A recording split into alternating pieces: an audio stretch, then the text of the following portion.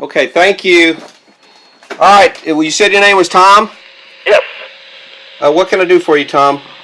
Well, I saw that we sent you some information that you were kind enough to request. The research alert looking ahead to the 2012 election. Yeah, I don't remember that, but go ahead. Well, yeah. Just given your initial interest, I wanted to circle back with you to learn if there's a way that Fisher Investments can help. So, who's managing your money these days? Uh, Pretty much me and the government. You and the government. That's right. Oh, interesting. How long have you been doing it yourself? Gosh, 20 years? Oh, about 20 years. Uh huh. And why have you chosen to do that for about the better part of a couple decades? Because it seems like if you're going to put your own money into something and do it and pay attention to it yourself, you're going to do a better job than if you trust somebody you don't know. Okay. So So essentially, what it sounds like is it's kind of a trust thing. You don't really see the need in putting your money with someone else who may not be taking very good care of it. No, if they're not taking good care of it, I don't see the need in that at all. Hmm. Like I say, it's a partnership between me and the government where the government takes my money and I do everything I can to prevent them from taking it. Okay. Well, if there was someone that could provide you some insight and maybe do things a bit more efficiently, would you be interested in that? Yeah, but how would it be more efficient than me managing my own money? Well, I mean, there's a variety of things to consider. I mean, depends what you're looking for. Are you interested in growing the money, lowering risk, or what are some of your goals for the money? My goal is to hold on to the money. Okay. And what do you have? And what are you currently investing in? Is it mostly in cash or what? No, it's not in cash. It's mostly in the biggest gambling casino in the world. I'm assuming you're referring to the stock market. I am. Okay.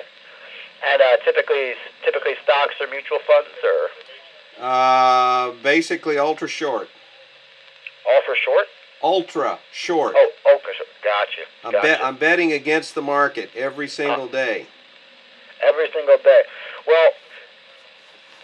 Well, given that sentiment is actually looking up, that could be somewhat of a risky strategy. Yeah, you got that right. It's very risky. I've got, oh, I don't know, just in round numbers, about $1 million on the line, and yeah, it's risky. But every time I give it to somebody else to manage, they manage to lose it. Hmm. And who have you given it to in the past? A variety of companies. I'm not going to tell you the names, but if you just go to Oh, if you go to Dun and Bradstreet and look at the biggest companies that handle people's money, I've used them all. gotcha. Well, we're a little bit different in those places here at Fisher. It sounds like just playing the numbers game. They mostly sold you some mutual funds, stocks. If you were invested with them in 2008 or other down times, I can definitely believe that they probably lost you quite a bit of money. One thing that many of those brokerage firms have that we don't is a strategy that's married to the market. So whether or not that market's going down, they can't really tailor anything to you. So in those times where it's best not to be in the market, it's in their best interest to keep you in. So again, it kind of sounds like you have the same risky strategy, but obviously you're trusting yourself and you don't want to pay fees to have someone else lose your money. Does that sound about right? No, I don't want to pay fees to lose money. I wouldn't mind paying fees to gain money, but as it turns out, yeah, I've paid fees to lose money, and I've been in mutual funds, yes, and I've been in all kinds of crazy stuff that, of course, the stockbrokers think is the best thing going at the time. And generally speaking, they make money. I don't, and so it's a trust issue. I don't want to give you my hard-earned money and let you lose it for me. I mean, I can lose it on my own. And actually, looking at the statistics, I've done quite well on my own. Okay. I've done rather badly when I've had help from others. Hmm. Well, and again, it sounds as though you've been working with someone who their best interest is in selling you products and doesn't seem to have your interest at heart. If I'm hearing you correctly, I mean, if they're losing your money, it sounds like they're not invested in it in anyway. If you lose money, you're still paying them fees. Let me give you an example. One of the brokers that was going to be my friend for life. When he approached me, almost like the phone call I'm receiving right now. No disrespect to you, but No, he was going to completely. be my friend for life. He was going to take care of me and get me to where I needed to go for retirement and all that kind of stuff. I went to him one day and I said, I've got $50,000 that I need to invest, and I'd like to put it in gold. Mm-hmm. Now, at the time, the price of gold was $286 an ounce. Mm-hmm. He talked me out of it. Mm-hmm. Now, was he wrong? Well, what do you think? I didn't invest in the gold. I put that $50,000 in. I don't even know what stock he recommended, but I put it into his recommendation. And today, I don't have the $50,000, and I don't have the gold. So his advice was really lousy. And on top of that, the guy that wanted to be my friend for life, one day I get a letter from the overall company, from the parent company, saying he's moved on. He didn't even give me a phone call saying, hey, I'm quitting this job. I'm going to go do something else. So not only am I going to lie to you about being your friend for life, but I'm going to lose your money and leave. Now, that's the kind of trust issue I have. That's just one example of many. Okay, I've been through company after company after company, major companies. And I'm not talking about mom and pop operations. I'm talking about people that you would know, and they just Is there a shortage of bad advice out there? They just lose my money. That's all there is to it. Yes, there's a shortage of advice. You betcha. Good advice. There's no shortage of bad advice. That's abundant. You sound like most of the people I talk to who end up becoming clients. They're tired of using salespeople to manage their money. They've had a bad experience with a broker down the street, or heck, the broker in the next state over. At the end of the day, it's still a salesperson. It's still a salesperson. Yeah. Do you know what we do here at Fisher? I have no idea. If I gave you $100,000, what would you do with it? Well, first of all, we tell you to give us 400,000 more because we start accounts at $500,000. But it looks like you're closer to $1 million, as you said, which is what most folks do give us. But I'm not gonna. I can't give you all my money because then I'm trusting you with everything. Right. And we wouldn't expect you to even get to that point right now over the phone, but we are local to you out there in Canyon Lake, and someone like yourself who's open-minded to looking at a global money manager and what they would do for them versus a broker should at least sit down and take a look at what we do here.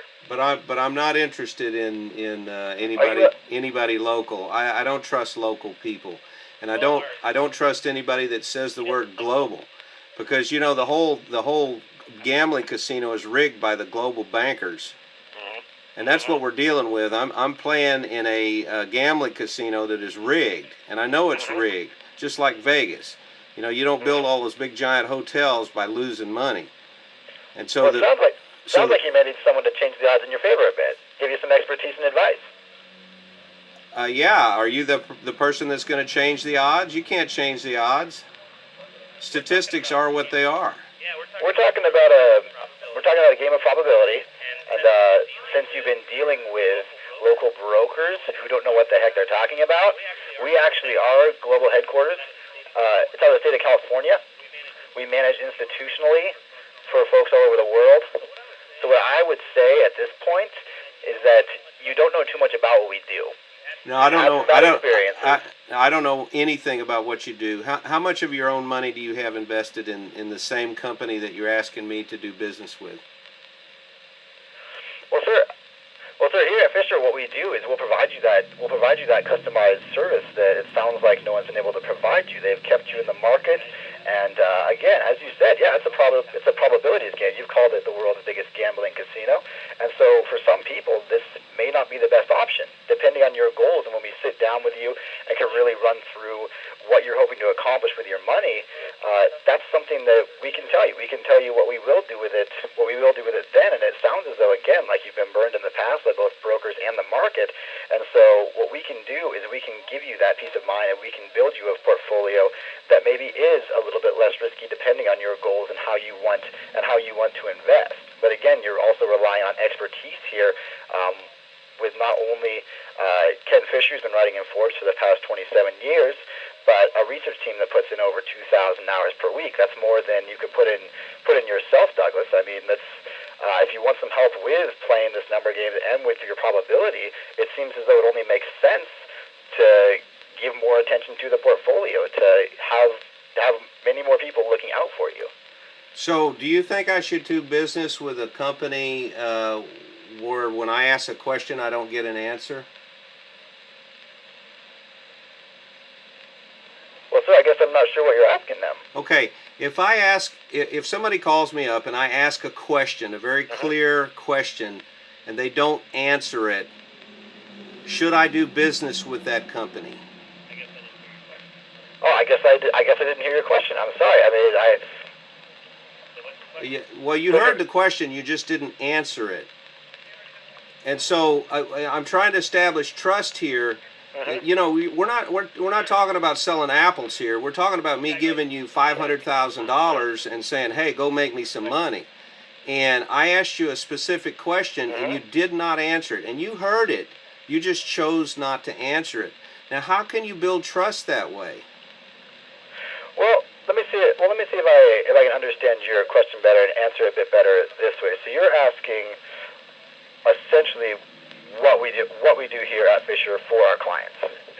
No. What makes us different? No, that's not the question I asked you. The question I asked you is how much of your own money do you have being managed by the company that you're wanting me to do business with? Oh, okay, I see.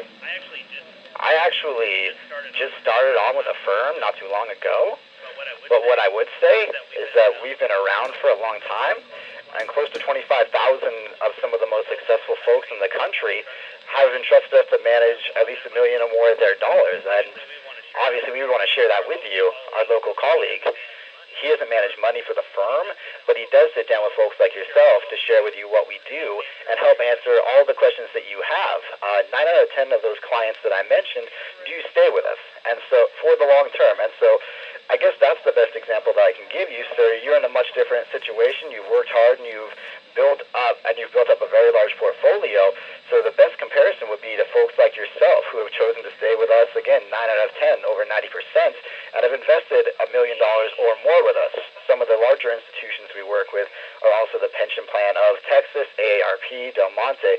So large institutions have entrusted us and stayed with us. So while I do respect the question of, how much money do I have, I am currently not in your position, and I feel that the best comparison would be for those that are similar to you that have chosen to stay with us and have been obviously very happy with the services we've provided, both in our personal service model where they can call in and someone can speak with them about their investments, about where their money is, about any questions and needs they may have.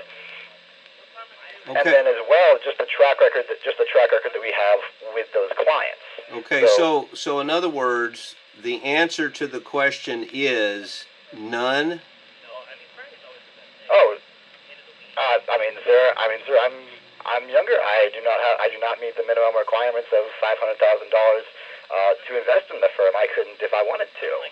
But someone like yourself, though, who is qualified to have a global money manager managing their money versus someone like myself, if I was a broker or planner, I'm not going to be able to set you up the same way that a global money manager would. Okay, so the answer is what? How much money have you invested in the company that you want me to do business with? If I have 500,000, I dump it in. No. I'm not talking about what you would do. I'm talking about what you have done. Actions speak louder than words. How much of your own money have you invested in the same company that you want me to invest in? So we're a private money management firm. I've invested my time, and I said yes when they come on board. As far as actually being able to invest, I simply haven't worked long enough. I haven't invested any. Okay, so now after I don't know how many minutes, you finally told me the answer to my question, and the answer to my question is that you've invested no funds of your own money, no money out of your own pocket into the same company that you want me to invest in. Now, here's the next question. Why should I do that? Why should I trust you? You don't even have the same amount of risk that I have. Why should I believe you? Why should I trust you? How come I can't? Why should I look at you and say, oh, you're going to be different from the last guy that called me up and said, hey, I'm going to be your manager for life. I'm going to take care of you. I'm going to make sure that you have all the retirement funds you need. How are you any different from that last guy? Well, first of all, I'm not a broker, so I'm not here to sell you. I'm not here to sell you anything.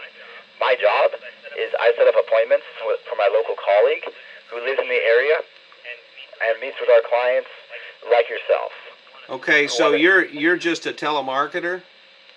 No, I don't sell anything. No, I don't sell anything. Telemarketers have products that they look at. Well, you're selling me an opportunity. You're selling me an appointment. You're trying to convince me to do business with your company. It sounds like you are selling me something.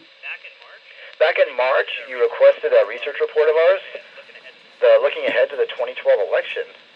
So we never got a chance to really speak with you about that. And again, I don't have anything to sell you. But if you're open-minded to seeing what a global money manager can do on a higher level, that's really what a first meeting is. Okay, well, I'm not open-minded about investing my money with anybody. I'm not open-minded at all. I have been burned time and time again, and I'm not interested in giving money to somebody who doesn't have their own money at risk. I don't want to talk to somebody that doesn't know what it feels like to lose $400,000 or $500,000. I've done that. I've experienced that. Right. And so, I'm a hard sell. You got to convince me. I understand you are. You got to convince me that you can do it better than I can do it. And right now, I'm doing it better than anybody that's ever done it before. And I'm not an expert. Yeah. Definitely not. But the person that you're meeting with is definitely not either.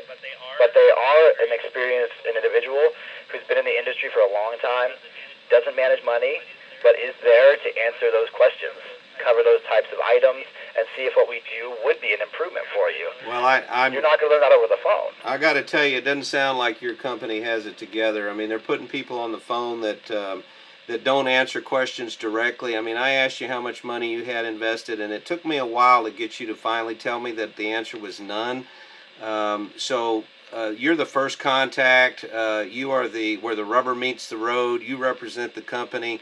As far as I'm concerned, they haven't trained you well enough, because you should not dodge that answer. You should simply say, when it's first put to you, no, sir, I don't have any money invested because I'm not vested. That would be a very simple answer. But no, what you did is you went on to some other marketing baloney, which I'm not interested in. I'm interested in the answers to my questions. And I don't want to do business with a company that doesn't answer my questions. And you're representing them, whether you have the information or not. Of course, in this case, it was personal. You did have the information. You just didn't choose to share it with me right away. I had to drag it out of you. I don't want to What other questions do you have, Doug? I don't want to do business with a company like that. Sorry you feel that way, Doug. What other questions do you have? What other questions do I have? How many? What's the total number of assets that the company manages? Roughly $40 billion. $40 billion. So what do you want my $500,000 for? Well, again, we're not trying to sell you anything. It's not necessarily about what we would want that money for, as you put it. What we do is we offer a service of customized portfolios. While you can look at the $40 billion and ask what yours can contribute, the relationship isn't necessarily about that. It's not. We start our private client group because all the brokers and planners out there were making people like you have bad taste in their mouth. And now we've reached a point where we're not done giving them that service. So in answer to your question, it doesn't matter how many billions we managed. There's still folks out there who want a higher level of service and want to have a global money manager who knows what they're doing at the helm. Okay, so what's it going to cost me if I wanted to give you $500,000? What would it cost me to do that? Yeah, we charge. Yeah. Oh yeah. We charge. We charge an asset under management fee anywhere from 1 to 1.5%. What you'd want to evaluate us on is what we've done after we've been paid. so you can really take a look at what our net of fee results are. That's a great question though. It's something we do cover in the meeting. Oh, I'm full of great questions, and I'm sure you are. You clearly are, sir. I'm sure if we spent some more time talking, you'd have plenty more, wouldn't you? You know, I got to tell you, I'm not going to do business with your company, and here's the reason why. I've been burned so many times by so many people with so much baloney in this biggest gambling casino in the world that I feel like I can do it better with no training and no background and no expertise than the so-called experts. And that tells me that the whole system is rigged. If an expert can't do it, then it's just probability, it's just gambling, it's just, hey, roll a dice, see what happens. Everybody's got a strategy, everybody's got an idea. My idea is just as good as yours. I just don't have any letters behind my name to represent the training that maybe some of your guys have. Although I don't know if you guys have any training at all. And I'm not going to find out because I'm not interested. I appreciate you calling me. I really got to tell you, you're pretty poor at this. You did not hold up under pressure very well. I mean, you're trying to get back to the script, but when I put that question to you, that was a deal breaker. I mean, I don't want to do business with somebody that can't answer a simple question. Oh, I understand, Doug. I mean, what's your background? What's your training? That's good. Well, Doug, it sounds like it's just not going to work. You obviously been burned in the past with brokers. Again, if anything changes, you let us know. Appreciate you sharing. You had some good questions. It sounds like it's not going to work out. So you didn't answer that question either. I gave you a second chance. That's because it's not necessary. It really sounds like you're not interested in hearing what we have to say. Yeah, but I gave you a second chance, and you blew that too. Don't you understand that? I mean, do you know anything about selling? You got to get no 5 times before the clients let go, and I've given you no maybe 3 times. And then I asked you, we got 2 more to go. I asked you another question, and you don't answer it. What line of work do you I'm really? not in the business of pressuring people, Doug. It's not pressure, it's sales. And don't tell me that you're not telemarketing. It sounds like you're not open-minded. I'm not. That's fine. I told you earlier I'm not open-minded. That's why I was going to let you go. And then make sure to use this as a resource in the future. Well, why don't you reevaluate your life, because you're not any good at this. I mean, you need to get a job where you can answer questions and feel comfortable. I mean, you're not even comfortable with the company that you're working for. That's so clear. It's so obvious. I don't even know why you're doing this, because you're probably turning away more people than you're bringing in. No. You're actually costing the company money. Well, I mean, I appreciate your time too. I really appreciate your time. I appreciate your time more than you realize. I mean, you've taken me away from. I appreciate that. You've taken me away from what I was doing. You didn't answer my questions. And one thing I got out of the phone call is Fisher. I did get that, and so now I know not to do business with Fisher, because Fisher has a poor hiring practice because they hire the likes of you. I mean, you're probably a great person. You're probably an individual that has tremendous skills. But, I like to think so. But telemarketing is not one of them. It's just not one of them. Well, that's why I didn't sign up for it. But you're telemarketing. That's what you're doing. Take care, Doug. You telemarketed me. And I don't like being telemarketed. Doug, you have a nice day. You know I'm what? I'll let you go now. You can just say that all you want, but I'm ready to talk to your manager. I hope you have a nice day, Doug. I've made a request to talk to your manager. You're not going to let me do that? Absolutely. If you'd like to talk to him, yeah. Just 1 second.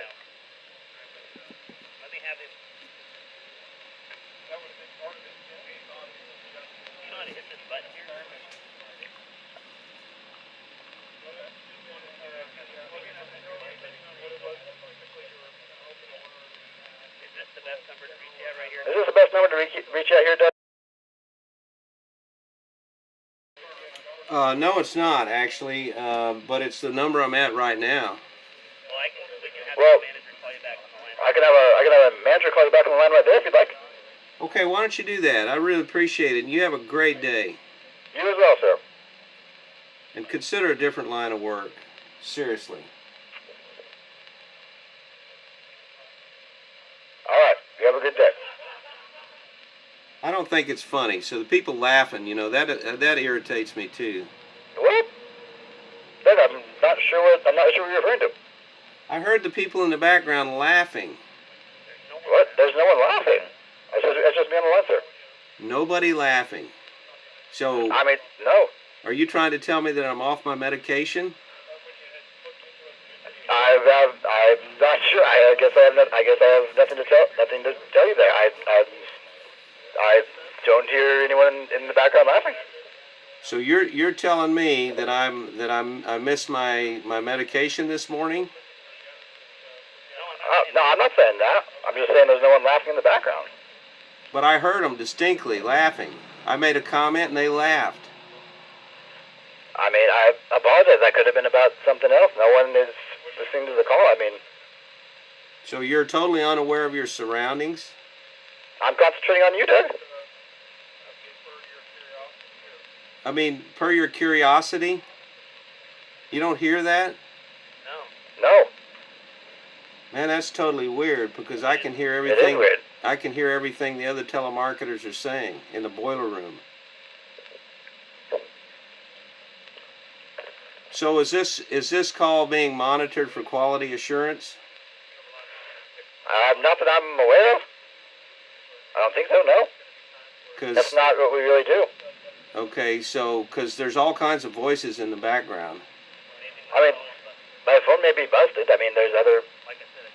Like I said, I just started. I may have to get a new phone. They might have given me one of the old ones. An old phone that has voices in it? No, but you may hear other people talking. I mean, there's other people in the room. Well, what are they doing? Talking to other prospects. Talking to other people that look to speak with us. Okay, it's not a sales call, but you refer to us as prospects?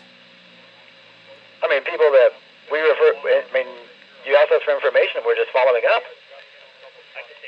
I could say potential client, but you want to talk to us. So it's a sales call. Let's just admit that, and then we'll be done with it. Okay, yeah, sure, that's fair enough. What's fair enough? To call it a sales call. You could, yeah. So this is, in fact, a telemarketing call. I don't have anything. I don't have anything to sell though.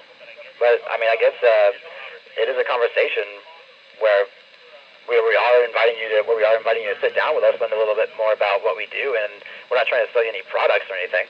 If that's what you're asking. Well, what are you trying to sell me if it's not a product? It's a service. Oh, you're trying to.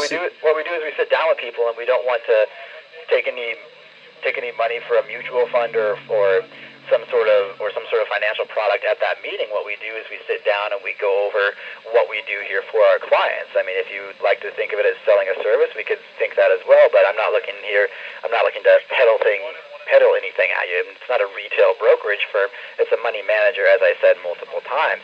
So what we're doing is, I mean, yes, I'm selling you on the idea of maybe becoming a bit more knowledgeable about your investments, maybe changing your mind on what appears to be a really bad experience with brokers in the past. So if you want to think that I'm selling that, that's fine. I am selling that because we're good at what we do. But that being said, sales call, the verbiage is up to you, Doug. Okay, well, when I asked you before if it was a telemarketing call, you told me no. Now you're telling me, yeah, it really is. Well, we're following up on information. So I was right after all. This is the reason I don't want to do business with you. Doug, it sounds like you've done very well. So you may not need our services at this point. So maybe down the road, we'd love to stay in touch with you. Okay, why? Because things change. Maybe down the road you're looking to have someone manage some of your money. Maybe you're looking to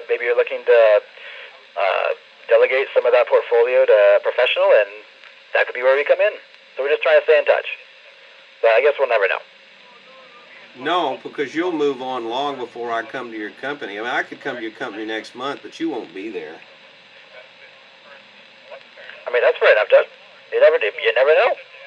Oh, But you seem like a nice guy, and I I appreciate your time. okay, but just so you get this straight, I'm not a nice guy, and I'm closed-minded. I've lost a lot of money from people that are in this business, and I'm jaded and I'm bitter, and I don't want to give you my money. I'm not going to give you half a Okay. million dollars. That's okay. I just want to talk to your manager. I'll have him give you a call if you'd like, yeah. Are you really going to do that?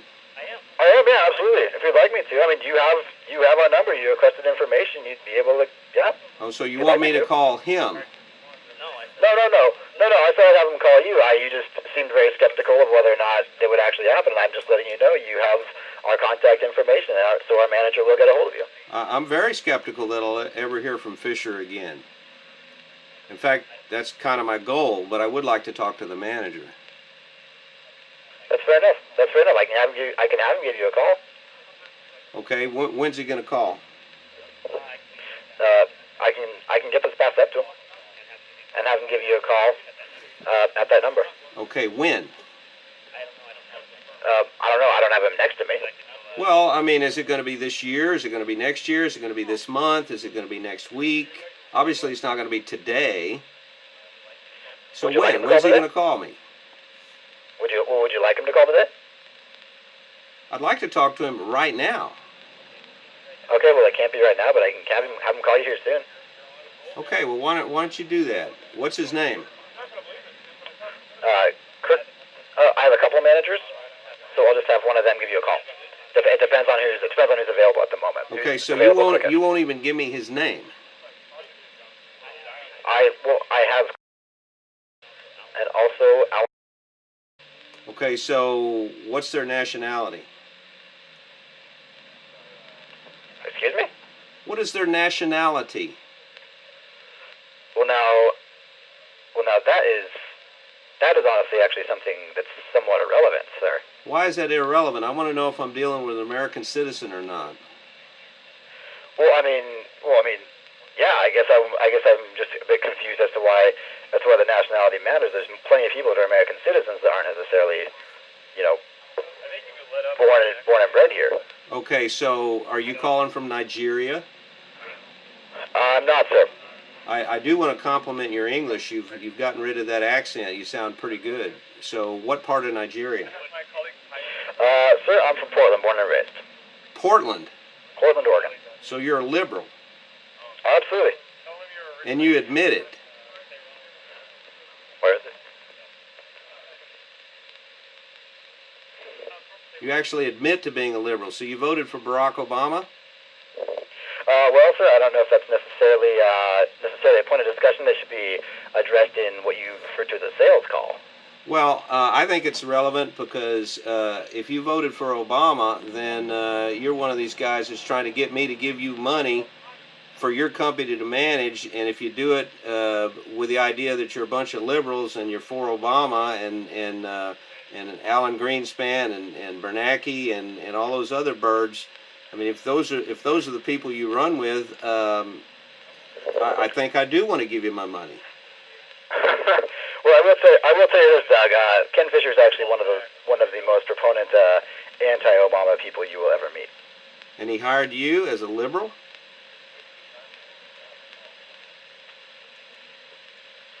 I guess so. Why would he hire a liberal to represent him? That's dumb. All right. Well, Doug, you have my manager's names. We have your number. It looks like we can end this. So you have a great day. It's been a pleasure talking to you. I'm gonna have to let you go. Got to go run to a meeting. What's on the agenda?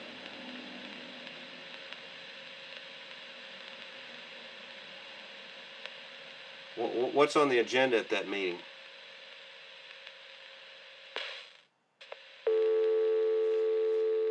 And that's how you deal with a telemarketer.